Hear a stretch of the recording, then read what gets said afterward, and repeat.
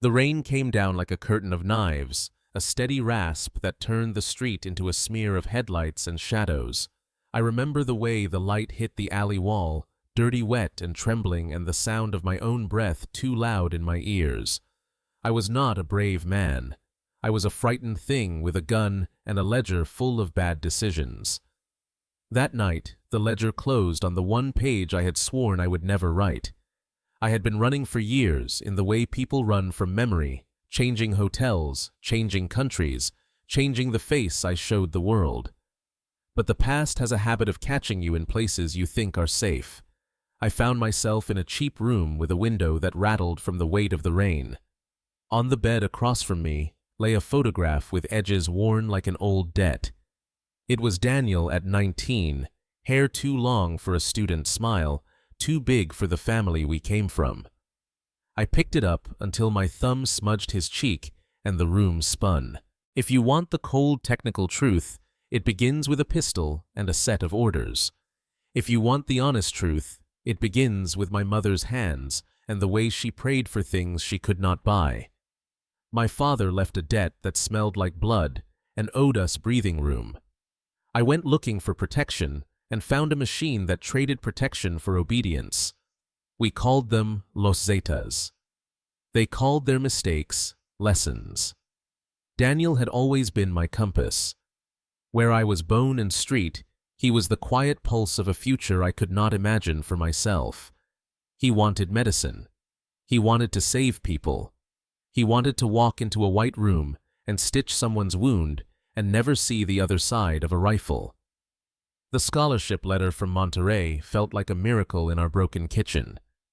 When he ran across the room waving that paper as if we might be lifted by its pages, I let myself believe the lie that the world could be different for us both. But there is a ledger kept in the rooms where men like El Tigre make decisions. It is written in favors, in appointments, in names you will carry like stones. I learned its rules slowly, like the way a man learns to read the language of danger, who to avoid, who to flatter, who to feed. They told me Daniel could be useful. They said a man who heals can also be a tool. The first time they asked me to make a choice for the family, it was not with a shout, but with a polite explanation and a photograph of a dormitory room. When the order came, I was not a monster by nature. I was a man who had already paid with nights of wakefulness, who had already seen too many faces fall into silence. The command to prove loyalty by taking the life of your own blood is not shouted in a warehouse. It is handed to you like a contract you cannot refuse. You are given the address, the time, and the thin, polite voice that says, "You will do this so that others may live." I drove to Monterey with a steering wheel that seemed to weigh 1,000 lies. I parked where the light was weak and walked toward a cafe where Daniel sat reading.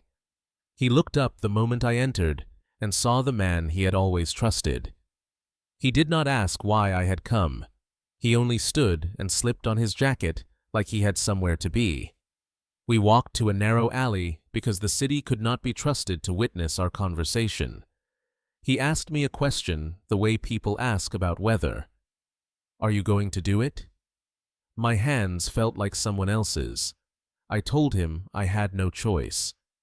He looked at me the way he had looked at every exam, every lecture, with the quiet patience that had always made me ashamed. He closed his eyes and said, "I forgive you." The shot was less a sound than a punctuation. It finished the sentence I had been writing for years. When it was over, the alley was the same alley. Rain kept falling. I left his body where it fell, but I carried him inside me like contraband. I learned then that loyalty is an instrument shaped by fear, and that the price of being loyal is to lose the very thing you thought you were protecting. I learned that a man can follow orders and still die 1,000 deaths afterward. I learned that there are some windows you cannot close.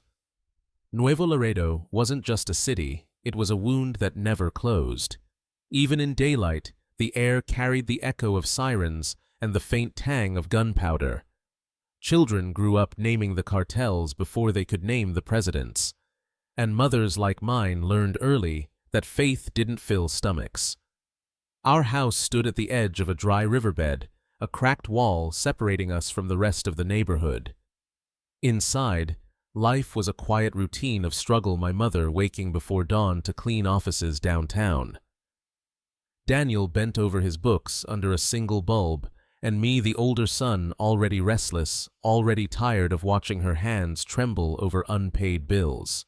When my father disappeared, he left behind 3,000 pesos of debt, not much in another world, but in ours, it was enough to get you killed. The men who came to collect wore cheap leather jackets and carried the kind of calm that only comes with violence. They didn't shout. They just smiled as they placed the slip of paper on our table.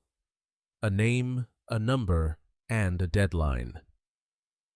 That night, Daniel couldn't sleep.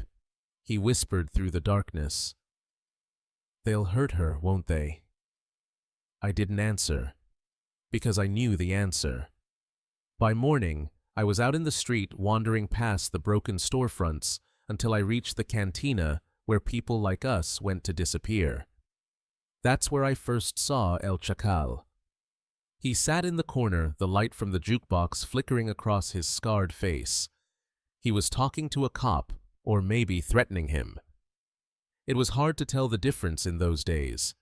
When his eyes met mine, I froze. He smiled, not kindly, but knowingly. "You look like a kid who's already out of options," he said. I didn't deny it. He ordered 2 beers, pushed one toward me, and spoke like he'd known me all my life. 3,000 pesos. That's nothing. Work for me a few days, and your family sleeps easy.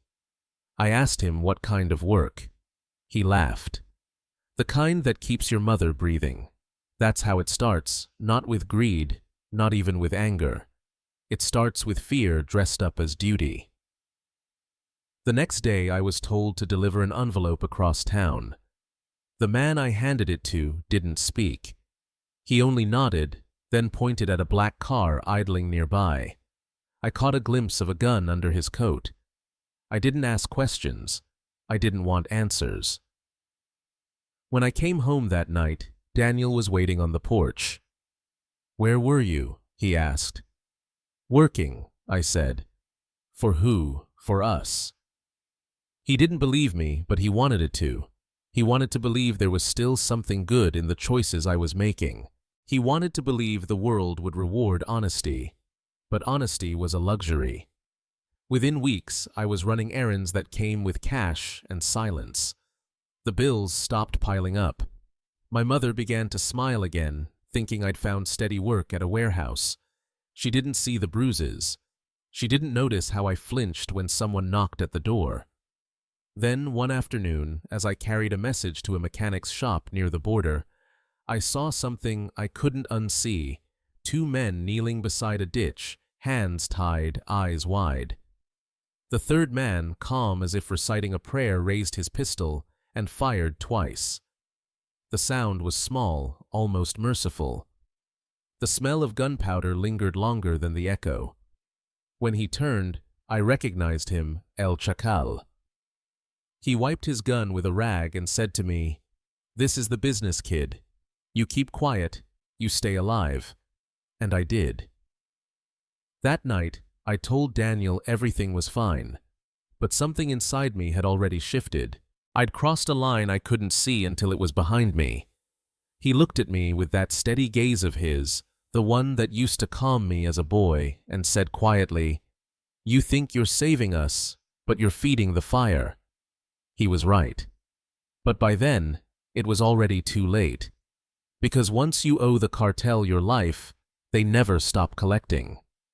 The first time they handed me a gun, it felt heavier than it should have, not because of the metal, but because of the silence that came with it. A .38 revolver, cold, and used the kind of weapon that had already told too many stories. El Chacal pressed it into my palm, like a handshake, like a baptism. "Keep it close," he said, "not to look tough, to stay alive." I was 17, my hands shook, but I told myself it was the cold. In Nuevo Laredo, nights had a way of feeling colder when you carried a secret. I tucked the gun into my waistband and tried to ignore the strange comfort it gave me, the illusion of control. My first jobs were still light, as they called them, delivering packages, watching houses, warning when police patrols passed. They paid in cash, always crisp bills that smelled of bleach. Enough to buy food, fix the roof, and make my mother believe our luck had turned. She prayed harder, thinking God had finally answered. Maybe he had just not in the way she imagined. For a while, I thought I could balance both lives. By day, I was the son helping with groceries. By night, I was a shadow in the alleys running errands for men whose names no one dared to say aloud. The lie became routine, a mask that fit too well. But the underworld has a way of noticing those who follow orders without question. Within months, El Chacal began trusting me with more. "You've got the stomach for this," he said once, grinning through the smoke of his cigarette. "And the eyes. The kind that don't blink when things get messy." He was wrong. I blinked a lot. I just learned to do it when nobody was watching. The turning point came one night outside a nightclub near the industrial zone. A man had stolen from the Cartel, a small-time dealer, who thought he could disappear with a bag of cash. El Chacal called me to ride along. "Just watch," he said. "You need to understand how we deal with traitors." We found the man behind the club, trembling against a wall painted with fading ads. He begged. They always do. El Chacal didn't say a word, he just nodded to one of the others. The gunshot echoed off the metal dumpsters, sharp and final. I flinched, but nobody noticed. The world didn't stop. It just went quiet for a heartbeat, and then continued, as if nothing had happened. Afterward, El Chacal handed me a beer and said, "You did good. You kept your mouth shut." That night, I realized silence could be currency. Back home, Daniel was waiting again, pacing in the kitchen. The light flickered above him, and for a moment I saw the boy who used to run barefoot through the yard, the one who dreamed of white coats and hospital corridors. "Tell me the truth," he said. "You're with them, aren't you?" I lied. I told him I was working for a transport company, moving supplies. He stared at me for a long time, then shook his head. "You're changing, brother. I can see it in your eyes." I wanted to tell him the truth, that everything I did was for him, for our mother, for the chance that he could study and never have to kneel before men like El Chacal. But the truth had teeth, and I was already bleeding. Weeks later, El Chacal called me to his truck. "There's someone you need to meet," he said. "A man from Monterrey. He's looking for reliable people." That's how I first heard the name El Tigre. When we arrived at the warehouse, El Tigre was waiting, tall, clean-shaven, his voice steady like a teacher's. "I'm expanding," he said, "and I need soldiers who know the meaning of silence." He looked at me the way a butcher looks at an animal weighing its usefulness. "What's your reason for being here, muchacho?" I hesitated. "Family," I said. He smiled, the kind of smile that didn't reach his eyes. "That's the only reason that makes sense. But family comes with a price." That night, he told me the rules: obedience, loyalty, and secrecy. Break one, and you don't get a second chance. I walked out of that meeting knowing there was no going back. I wasn't delivering packages anymore. I was part of a machine that didn't know how to stop. Back home, Daniel was studying for his final exams, dreaming of universities and futures. I watched him through the cracked door of his room and thought, one of us will make it out alive. It has to be him. I didn't know then that the same man who had just welcomed me into the organization would one day use Daniel's name as a weapon against me. You don't realize the point of no return until it's already behind you. For me, that moment came the night El Tigre decided I was ready to be baptized. That's what they called it, baptism, as if blood could somehow cleanse instead of stain. He summoned 15 of us to an abandoned ranch outside Monterrey. The road there cut through open fields, dry and silent, except for the hum of insects. I remember thinking how peaceful the world looked from a distance, as if it had no idea what was happening within its own skin. When we arrived, the headlights carved pale arcs through the darkness. A group of men stood waiting by a bonfire. I recognized El Chacal among them, his grin sharper than the knife at his belt. At the center, El Tigre paced slowly, smoking a cigar. The flames painted his face in gold and shadow. "Tonight," he said, "you stop being boys. Tonight, you become brothers of the plaza." He motioned toward a truck parked nearby. Two men dragged something out, someone. A local dealer, hands bound, mouth, gagged eyes wild. His name didn't matter. It never does. What mattered was the lesson. El Tigre looked at us like a teacher inspecting his students. This man sold our product to the enemy. He broke the code. And every codebreaker needs a witness, someone to make sure the message spreads. He pointed at me. "You. Step forward." I froze. My feet didn't feel like mine. The desert wind cut through my shirt, bringing the smell of dust and gasoline. Around me, the others watched, some hungry for violence, some relieved it wasn't them. "Show me," El Tigre said softly, "that you belong." I don't remember deciding. I just remember the sound, the short metallic bark of the pistol, and the way the man's body folded before it hit the ground. The world didn't end. The stars didn't blink. The fire just cracked louder, swallowing the echo. El Tigre clapped once, slow and deliberate. "Now you're one of us." They gave me a patch, a small insignia stitched with the number of our sector, and a new name. Not my own, never again. Names were dangerous. They carried memories, and memories made you weak. That night, I stopped being a son and became a weapon. Afterward, they threw a feast beer, meat women music so loud it tried to drown what we'd just done. The others laughed, slapped my back, called me hermano. I smiled because smiling was easier than shaking. But inside, I felt something break, quiet, permanent. Later, El Chacal found me outside, sitting on the hood of a truck, staring at the horizon. "You did good, muchacho," he said. "You're learning fast." I didn't answer. He leaned closer. "You know what I like about you. You don't pretend to enjoy it. That means you'll last longer."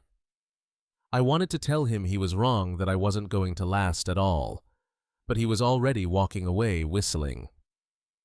When I returned home 2 days later, Daniel was waiting. He looked tired, pale, from studying, still the same stubborn kid who thought the world could be fixed by understanding it. "Where were you?" he asked. "Working," I said again, the same lie that was turning into a habit. He looked at me differently this time, not with suspicion, but with disappointment. "I don't know what you're doing, brother, but every time you walk through that door, it feels like someone else is coming home instead of you." He was right. The person standing in that room wasn't the same boy who used to shield him from street fights. Something darker had taken root, a loyalty built from fear, watered with guilt. That night, I couldn't sleep. I sat on the floor of my room, cleaning the pistol they'd given me. The smell of oil and metal filled the air. My hands moved automatically, but my thoughts were a mess of faces, noise, and a single question. I couldn't kill.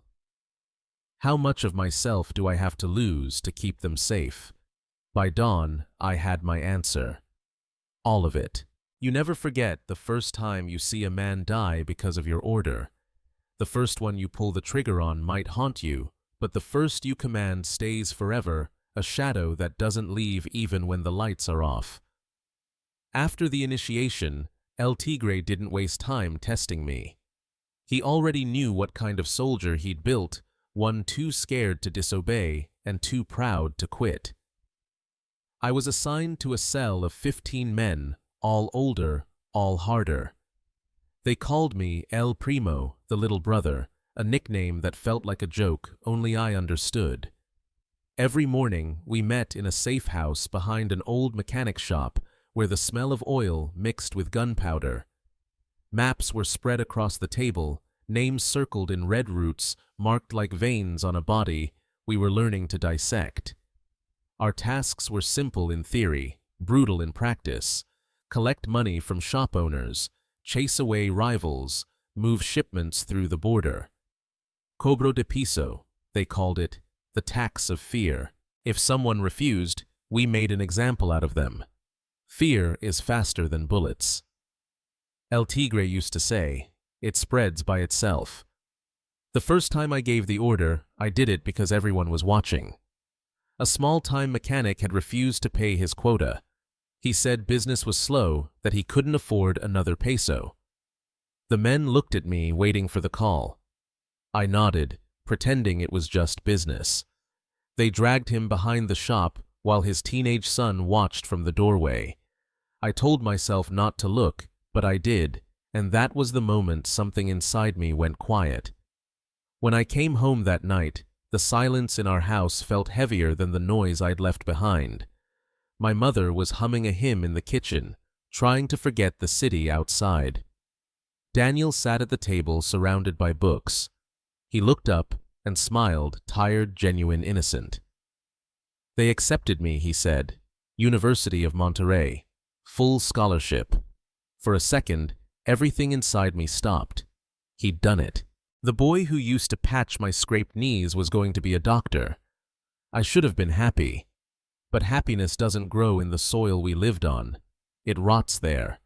Because I already knew what El Tigre had told me the week before. Your brother's smart, he'd said, tapping ash into a tray. Men like him are useful. A doctor on our side saves us a fortune. I tried to reason with him. He's just a kid. El Tigre smiled.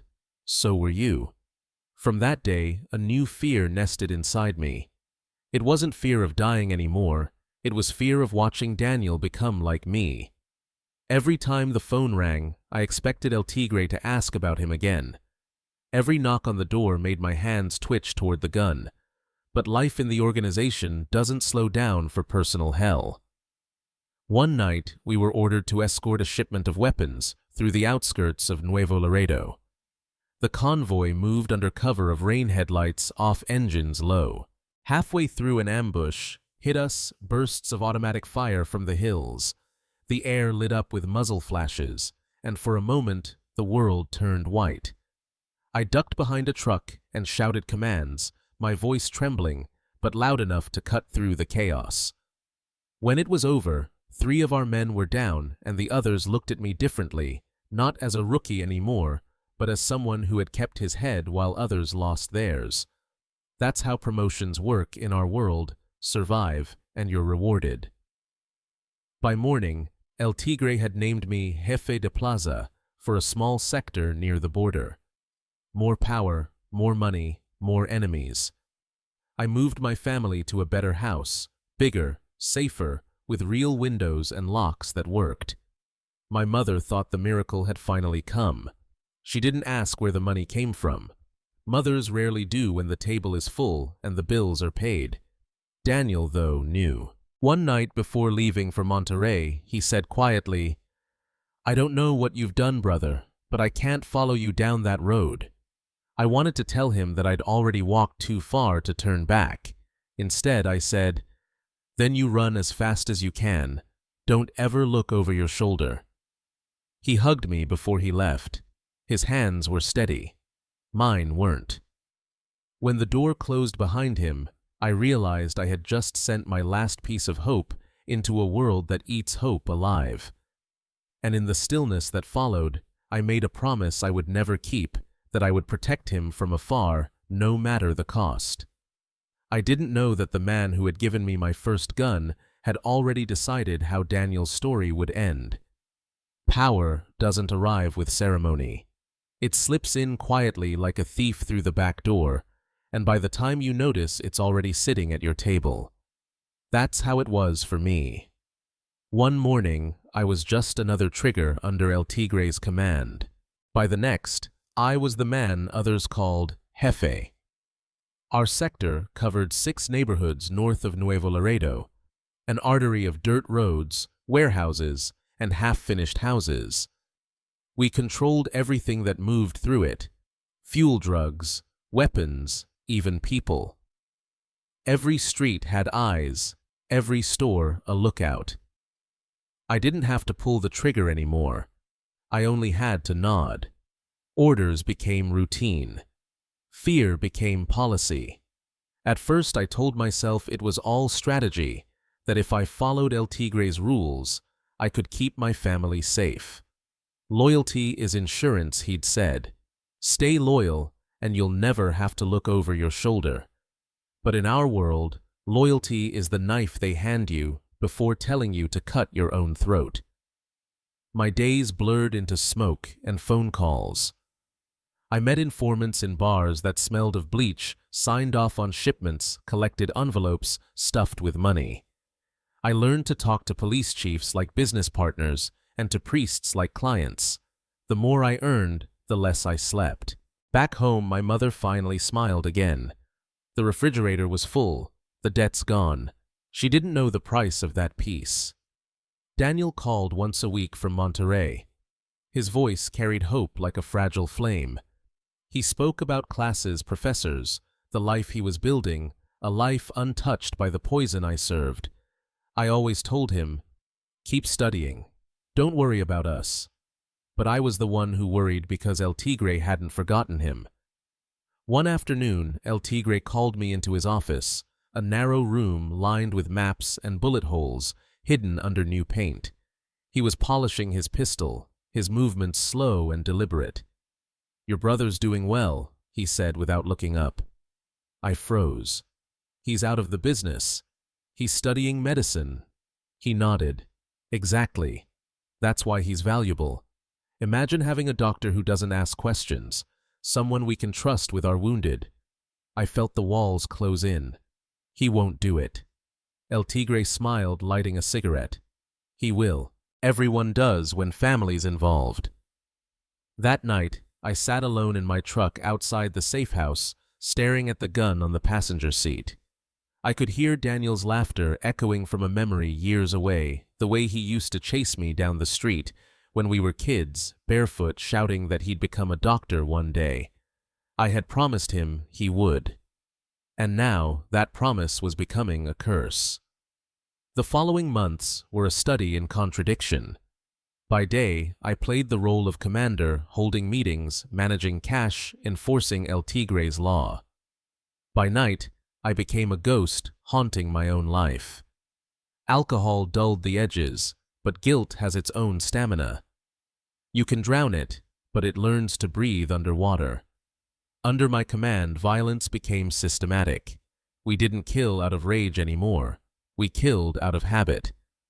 A man who refused to pay a courier, who talked too much, a rival who drove down the wrong street, each became another message written in blood. My men respected me because I never hesitated, but the truth was that hesitation had simply stopped showing up. In early 2011, El Tigre expanded operations into Monterey. He wanted to plant new networks at the university to find students who could smuggle, fix, heal, and blend in. I knew what was coming. I begged him to leave Daniel out of it, even offered to take more territory in exchange. He laughed, smoke curling from his mouth. "You think you can negotiate with fate, muchacho?" A week later, he showed me a photograph Daniel standing outside a campus gate, smiling with his classmates. "He's perfect," El Tigre said. "Polite, intelligent, invisible."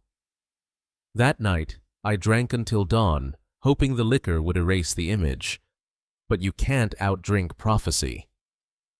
When the order finally came to make contact with Daniel through one of our recruiters, I knew resistance would only make it worse. If he refused, they'd label him a threat. And in our business, threats were removed, not persuaded. I called Daniel. "Whatever happens, keep your head down," I told him. "If someone offers you work, just say yes. Play along."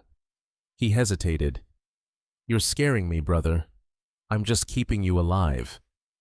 As I hung up, I realized that I had become the same man who once handed me my first gun, the one who traded innocence for survival.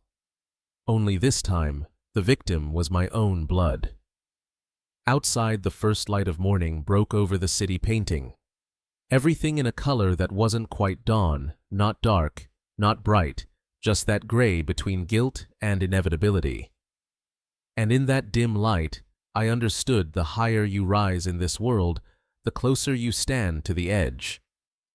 By 2011, I had stopped keeping track of the bodies. The organization had grown into a machine that didn't sleep a creature, that fed on fear and routine. Every morning, I woke up to the same sound, the radio crackling with coded messages, the click of safeties being checked, the rustle of money being counted. That rhythm replaced the sound of my conscience. Inside Los Zetas, there were rules not written in paper, but carved into skin. The first was silence. The second was obedience.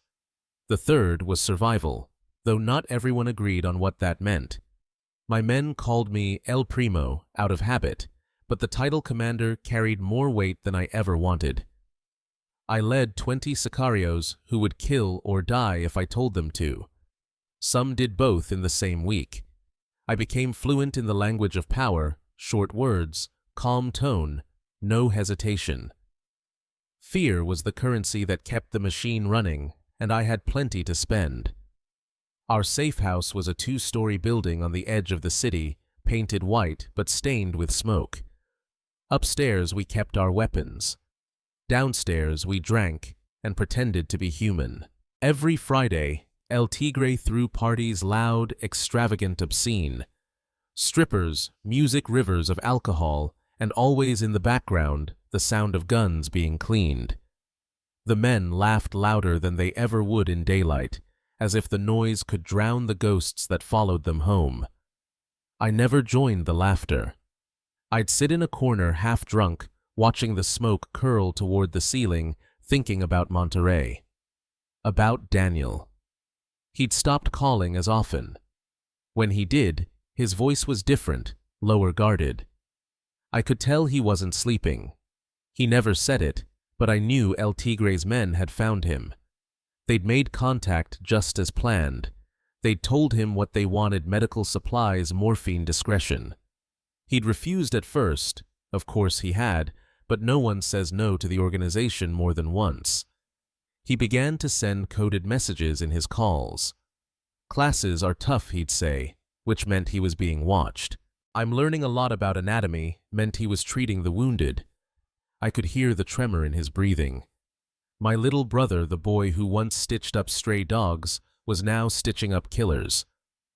One night, one of my lieutenants, El Mudo, burst into my office with news. "Command wants your brother's reports," he said. I looked up, pretending not to understand. "He's part of the Monterey network now. They want details: who he meets, what he says, who he talks to at the university." I nodded, hiding the panic in my gut. After El Mudo left, I locked the door and sat in the dark for hours trying to breathe. Every path I could take led to the same place: Daniel caught between two worlds, both ready to kill him. By December, the streets were a war zone. The Gulf Cartel was pushing back, and Los Zetas answered with fire. We burned cars, blocked roads, hung bodies from bridges. Not because it changed anything, but because it reminded people who owned the night. Reporters stopped coming. Fear did the talking. I stopped sleeping altogether. Whenever I closed my eyes, I saw Daniel's hands covered in someone else's blood. I imagined him walking down hospital corridors with his head low, pretending not to see the men guarding the doors. In January 2012, my phone rang. It was El Tigre. "Your brother's doing good work," he said, "but he's being watched by people we don't control. Government, maybe military. Keep your eyes open." That was the moment I knew the trap was closing. The organization never trusted anyone for long, not even family, especially not family. A week later, I received photos, grainy, taken from a distance, of Daniel entering a military clinic. I didn't want to believe what they suggested. I burned the prints in the ashtray, but the images stayed burned into my mind. I drove for hours that night, through the empty highways between Nuevo Laredo and Monterey, headlights carving tunnels through the fog. Every mile felt heavier than the last. I told myself I was going to warn him to get him out to do what an older brother should have done years ago. But when I reached the city, I couldn't find him. His phone was off. The pension where he lived was dark. Only a neighbor said she'd seen him earlier, walking fast, carrying a backpack, face pale as paper. I waited until morning, sitting in my car, the gun resting on my lap. For the first time in years, I prayed not for forgiveness, not even for survival. I prayed that somehow El Tigre was wrong. But deep down, I already knew once the organization begins to doubt you, there's only one way to prove loyalty. And soon, they were going to make me prove mine. When El Tigre called me back to Monterey in March 2012, I already knew what the meeting was about. The drive there felt endless, each mile weighed down by a dread I couldn't shake. The city was alive that night, loud and restless, but inside me everything was quiet. In my pocket, Daniel's last message still glowed on my phone screen. I think they know. I reached the warehouse where it had all begun, the same place where they'd once baptized me with blood and fire. The same smell of diesel and sweat hung in the air. El Tigre was waiting, flanked by 2 armed men. He didn't greet me. He just slid a folder across the table. Inside were photographs, blurry but unmistakable. Daniel, my brother, walking into a military compound, handing papers to a man in uniform, leaving with a sealed envelope. "Your brother's working with the army," El Tigre said calmly, almost like a teacher correcting a mistake. I shook my head, though I already knew the truth. "He's helping wounded soldiers," I said, that's all. El Tigre smiled without warmth. "You still think the world runs on coincidences? He's feeding them information. They're using him to get to us." He leaned closer, lowering his voice. "And I can't have that. But I'm giving you a chance to fix it yourself." He placed a pistol on the table and a slip of paper with an address scrawled across it. "You have 48 hours, he said. "Do it for the organization, or I'll let someone else do it for me. And if that happens, your family will pay for your hesitation." That's how cartels measure loyalty, not in words, but in how much of yourself you're willing to destroy to prove it. I drove all night, the pistol heavy on the passenger seat. I didn't play music. The silence was its own punishment. By dawn, Monterey shimmered under a thin haze, ordinary people walking to work buses, honking children in uniforms crossing the street. Life moved on, ignorant of the death being scheduled within it. I found Daniel at a small cafe near the university, the same one where he used to study in the afternoons. He looked thinner, paler, but his eyes were clear. When he saw me, he didn't ask questions. He just stood and said, "Let's walk." We moved down a narrow alley behind the cafe, where the morning light couldn't reach. He stopped, turned to me and said quietly, "They sent you, didn't they?" I couldn't speak. He nodded slowly. I knew this day would come.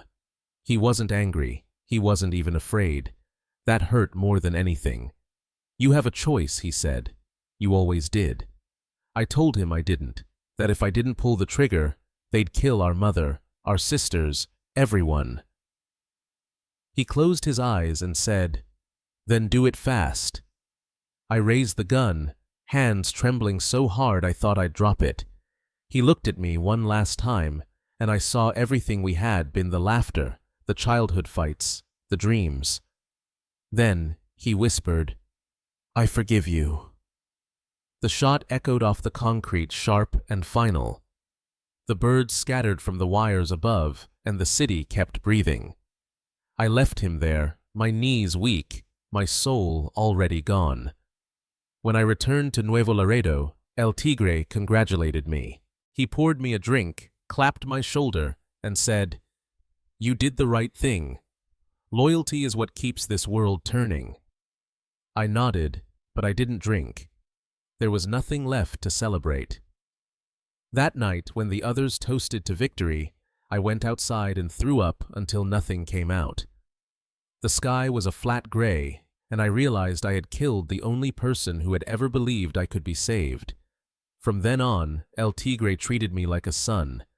He gave me more territory, more men, more power. I became his right hand, the man who could be trusted because he had proven he could bury his own blood. To everyone else, I was a symbol of devotion. To myself, I was a hollow monument to failure. But power never lasts in our world. Rumors spread like infections, stories about El Tigre making deals with government officials, about commanders turning informants, about hidden alliances with the same people we claimed to fight. The organization that once seemed invincible was starting to rot from within. Men who had sworn loyalty began disappearing. Some defected to the Gulf Cartel. Others were found hanging from bridges with cardboard signs pinned to their chests. One night, El Tigre called another meeting at the warehouse. The air was tense. He looked around the room and said, "We have traitors among us. Someone is selling information to the military." His eyes stopped on me for a second too long. "If I find out who it is," he said, "I'll make an example out of him."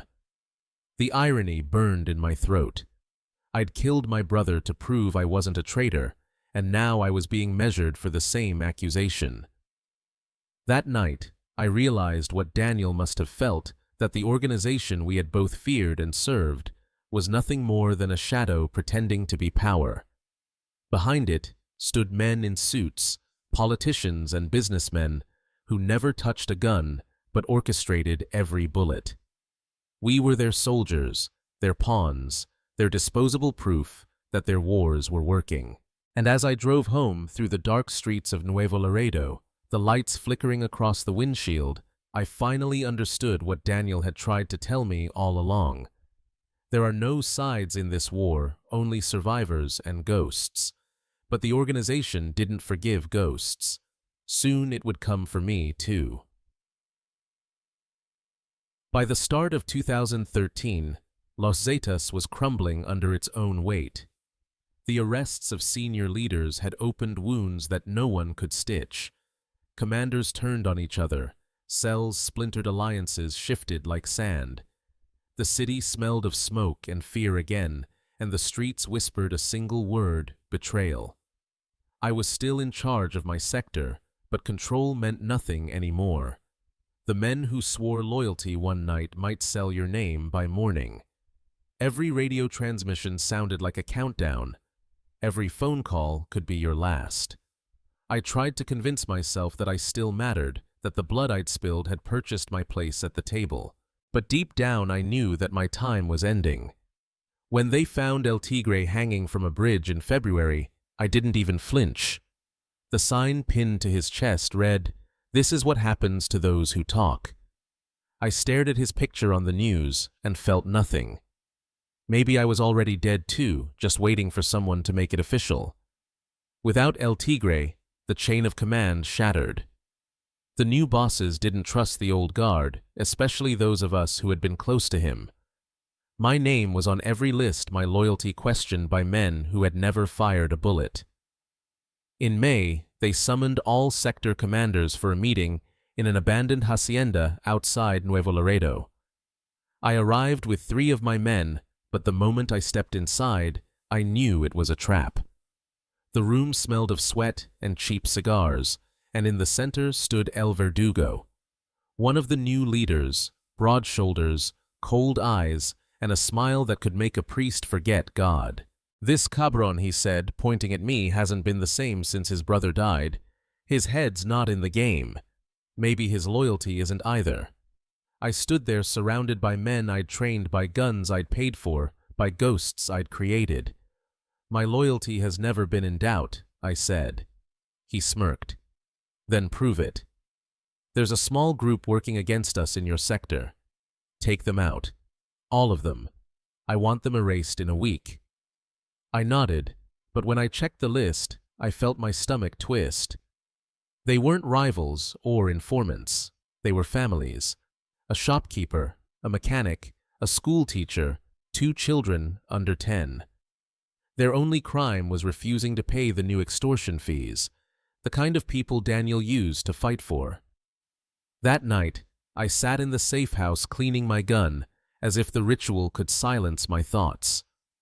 The rain outside came down in heavy sheets, blurring the world into streaks of gray.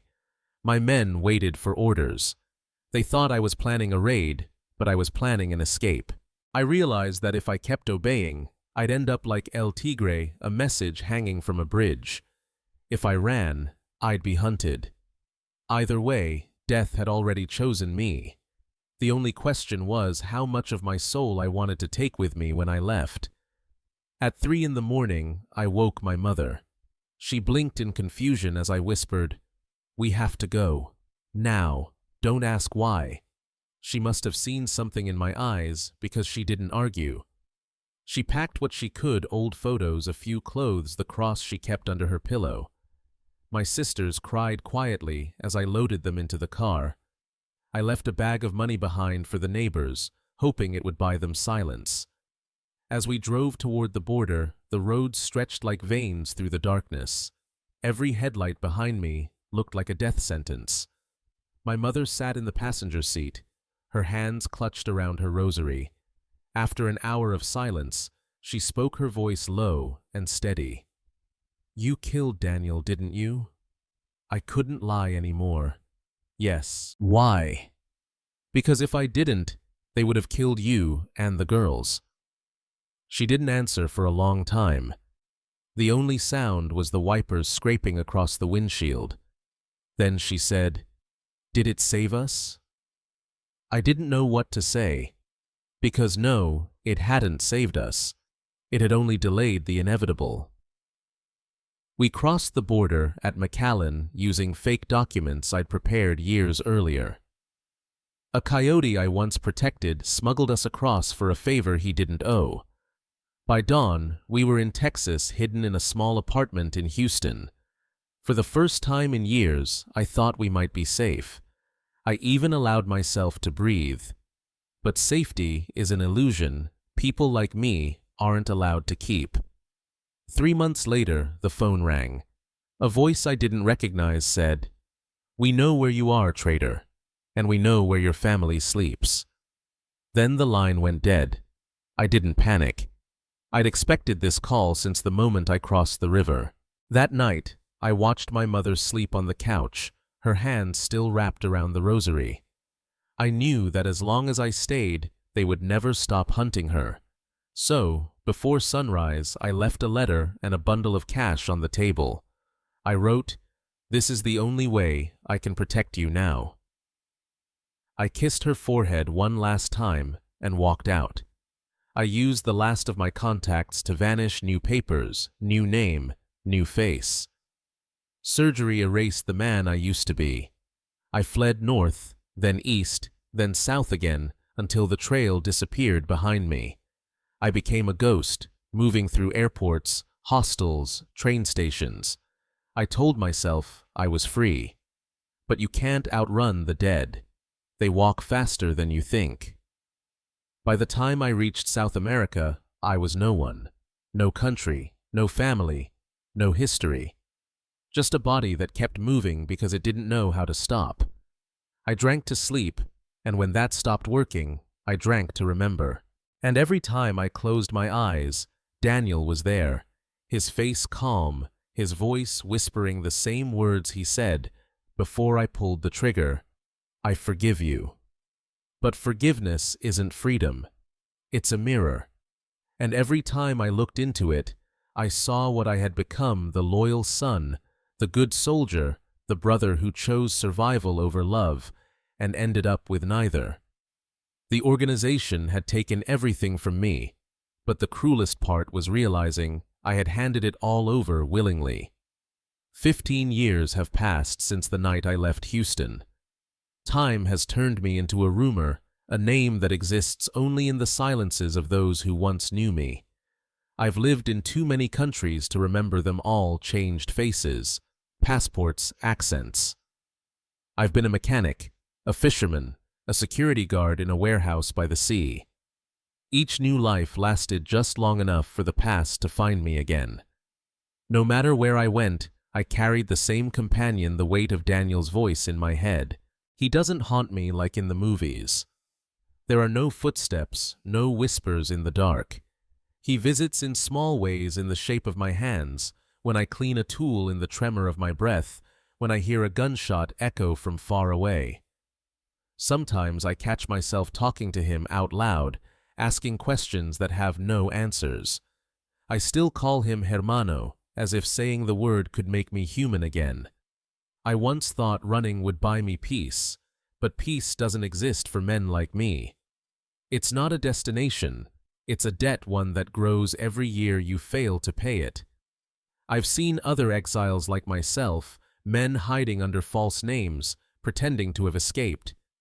We meet in border towns, in bars that never close, trading lies like currency. They all have the same eyes, empty, tired, afraid to sleep, because sleep means remembering. Sometimes I dream of Nuevo Laredo.